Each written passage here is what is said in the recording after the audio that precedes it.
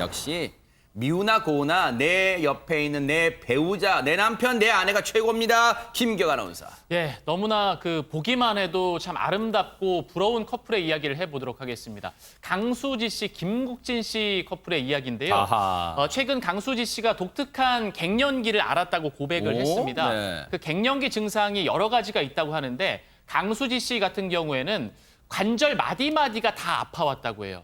그래서 침대에서 누워있다가 일어나서 발끝을 바닥에 닿기만 해도 그 끝이 너무 아프고 무릎도 너무 아프고 팔꿈치도 너무 아프다고 했는데 그런데 사랑의 힘이 있지 않겠습니까? 네. 김국진 씨가 이 강수지 씨의 갱년기를 벗어나게 하는데 굉장히 큰 도움을 줬다고 합니다. 앞서 사진 좀 보여주세요. 와, 사진이 그냥 저 사진 자체가 한 폭의 그림 같고 예술이네요. 보세요. 아, 참 두 분이 정말 잘 어울리고 잘 어울리는 정도가 아니에요. 진짜. 참 표정도 보세요.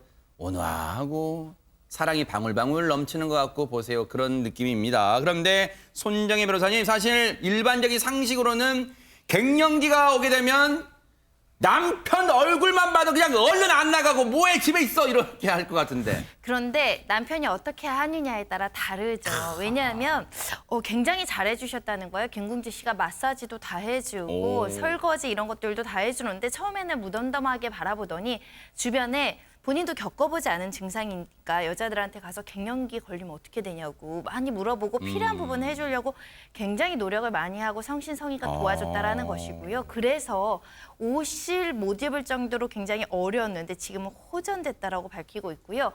특히 정신적으로 옆에 있어주니까 더 빨리 호전된 것 같다 이런 이야기를 하는데 네. 김구라 씨가 그래도 아플 때 누가 있으면 좀 짜증나지 않느냐라고 하니까 아니다 난 더 좋았다 이렇게 이야기하기도 했습니다. 네. 근데 갑자기요. 스튜디오에 뭔가 냄새가 좀 납니다. 최진문 교수님 무슨 냄새입니까 이 정체는? 깨 볶는 냄새죠. 아하. 깨 볶는 냄새. 정말 부럽습니다. 어쨌든 네. 이게 두 사람의 사이를 보면 지금 결혼 몇 년 차인데 지금 아직도 2년 차. 깨소금 냄새가 나는 2년 차인데. 2년 차인데 그래요? 네. 김 앵커는 몇 년 만에 깨소금이 없어졌어요. 얼른 진행하시죠. 네네. 2년인데 아직도 깨소금 냄새가 납니다. 그러면서 강수지 씨가 그런 얘기를 했어요. 사실 20대처럼 하기에는 시간이 너무 아깝다는 거예요, 우리가. 그러니까 너무 늦게 만나서. 그런 표현을 쓰잖아요. 네. 두 사람이 어쨌든 한 번의 아픔을 겪고 두 사람이 다시 만나서 그랬죠. 아름다운 과정을 이루었는데 이렇게 늦게 만나서 너무 아쉽다는 표현을 했고 네. 지금 강수지 씨가 라디오 진행을 하고 있거든요. 그렇죠. 한 달 동안 했는데 자기 찐 팬, 진짜 팬이 한 분 나타났다. 오. 그러면 소개한 분이 누구냐면 김국진 씨입니다. 어허. 김국진 씨가 또 아시는 것처럼 이 골프 선수 맞아요, 출신이잖아요. 맞아요. 네네. 그러니까 매일 스크린 골프장에 가나 봐요. 스크린 골프장에 가서 블루투스를 끼고서 매일 듣는다는 거예요. 강주지 씨 그 방송을 생방송을 그리고 집에 오면 얘기도 해주고 거기에 대해서 격려도 해주고 이러면서 많은 힘이 된다. 그러니까 처음 시작하니까 사실 라디오 진행도 처음 하면 이제 진행하고 또 적응하기가 힘들잖아요. 그런데 남편이 진짜 팬이 되셔서 빠짐없이 매일 듣고 얘기도 해주고 칭찬도 해줘서 네. 힘을 내서 하고 있다. 이런 얘기를 보면 네. 정말 깨 볶는 일 아직도 계속될 거로 생각이 됩니다. 저 달달한 두 사람을 가리키는 말 네 글자 뭔지 아시죠? 국수 커플입니다. 김국진의 국, 강수지의 수, 국수 커플의 달달한 모습 한번 보시고 이어가 보도록 하겠습니다. 남원하고 구례하고가 20분 거리라고 그랬잖아요, 차로. 뭐 거의 붙어 있다고 보면 되지. 우리처럼.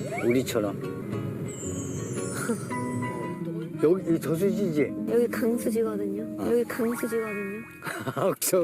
저수지하고 강수지야? 수지 맞았네. 밥을 엄청 먹었는데 지금? 그냥, 사람들은 되게 가볍다고 생각할 거 아니야? 아니 가볍긴 한데 밥은 잘 먹지.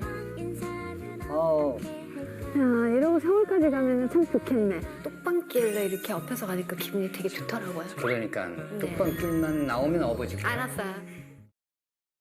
지금 갑자기 대패가 좀 필요합니다. 이 닭살 돋은 걸 좀 밀어야 될 것 같다는 생각도 해봅니다. 장희찬 평론가님. 네, 그래서 한 방송에서도 김구라 씨가 강수지 씨에게 아니 김국진 씨 너무 팔불출 아니냐고 약간 흠을 잡았어요. 그러자 강수지 씨가 격노하면서 어허. 아니 그러는 김구라 씨는 여자친구가 12첩 반상을 아침부터 차려준다느니 온갖 이야기를 다 하고 있으면서 왜 김국진 씨한테만 팔불출이라고 하느냐면서 맞받아쳐서 웃음을 샀고요. 네. 이 와중에도 김구지 씨 두 사람 사이의 어떤 설전을 지켜보다가 흐뭇하게 네. 아니 그런데 강수지 씨 목소리가 땡글땡글하지 않냐. 그 땡글땡글한 목소리 어떤 목소리인지 잘 모르겠습니다만 그 와중에도 또 팔불출 면모를 자랑해서 이 네. 깨묻는 냄새를 풀풀 풍겼다고 합니다. 근데 사실은 시청자분들은 그러면 두 사람은 첫 만남의 인연의 시작이 어떻게 됐을까 궁금하실 것 같아요. 약 20여 년 전으로 거슬러 올라가는데요. 강수 씨의 첫 콘서트에 김국진 씨가 게스트로 참여를 했어요. 이게 일상적인 거 아니야라고 생각할 수 있는데요. 김국진 씨 굉장히 내성적입니다. 예를 들어서 방송 프로그램 같이 해도 회식에도 잘 안 와요. 그래요? 처음 와서 인사만 하고 그냥 먼저 갑니다 가는 스타일인데 네. 유독 강수지 씨 관련된 콘서트 행사에는 빠지지 않았다고 이야. 주변 지인들이 전하고 있고요. 네. 그리고 굉장히 중요한 영상이 하나 있습니다. 네. 27년 전인데 당시 유명한 가요 톱10이라는 프로그램이 네네. 있었죠. 여기에서 강수지 씨의 인터뷰를 김국진 씨가 맡았는데 MC를 맡은 송승환 씨에게 이런 얘기를 합니다. 김국진과 강수지 잘 어울리지 않습니까? 주례 부탁합니다라고 농담을 건넸는데 이게 27년 전이거든요. 네. 어찌 보면 27년 후를 이렇게 미리 김국진 씨가 예언을 한 게 아니냐 하면서 이 영상이 뒤늦게 또 화제를 야. 모으고 있는 겁니다. 이미 그때 마음의 준비 이렇게 했겠요.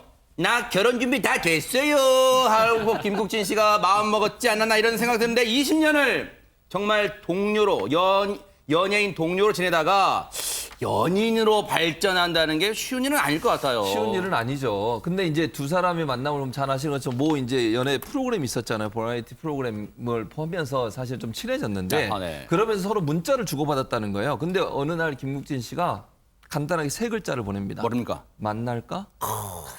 이게 고백치고는 약간 올드한데 어쨌든 이 문자를 보냈는데 그것 때문에 강수지 씨가 마음이 뛰었다는 겁니다. 야. 왜냐하면 김국진 씨의 진심을 봤다는 거예요. 거기서 네. 그 만날까 3글자에 대해서. 저 또 많은 남성들이 저런 것도 따라하는 거 아니에요? 3글자만 하는 거? 네, 알았던 그리고 나서 잘 아시지만 그 프로그램에서 강수지 씨 생일상을 김국진 씨가 차려주는 장면이 나옵니다. 네. 그리고 나서 선물을 주는데 선물에 뭐가 되냐면 보랏빛 손수건을 건네요. 아하. 보랏빛도 의미가 있잖아요. 또 그렇죠. 강수지 씨한테. 보랏빛 향기네. 그렇죠. 그리고 나서 시를 하나 썼는데 그 시가 이렇습니다. 똑똑똑 누구니? 라고 물으니까 수지예요. 라고 답변했고. 이거 수입니다, 이거는. 네. 너구나. 넌 두드릴 필요가 없단다. 진짜. 지금 대표가 필요한 상황이죠. 대표 어디 있어요? 네.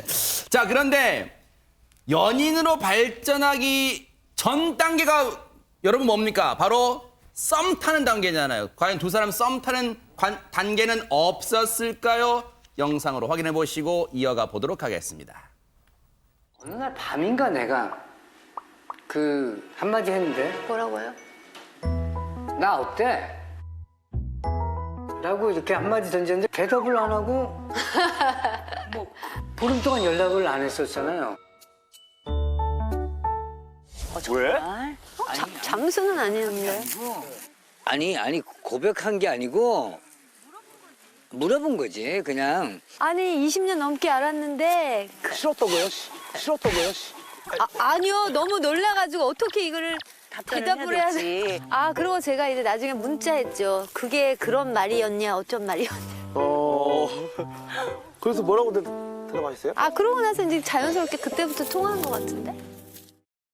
네, 저를 썸 타는 단계도 있었고 그런데 또 연애 중에 이 뭐랄까 스릴 있는 게 비밀 연애, 사내 연애 또 그런 게 있잖아요, 손정혜 변호사님. 예능 프로그램 처음 같이 할 때는 주변 사람에게 아무도 모르게 비밀 연애로 시작을 했거든요. 그러다 보니까 김국진 씨가 오히려 좀 아쉬웠다 이런 이야기도 했었거든요. 왜냐하면 어떠한 표도 사랑하고 연애하면 표가 나기 나름인데 표를 전혀 안 내셨다는 것이고요.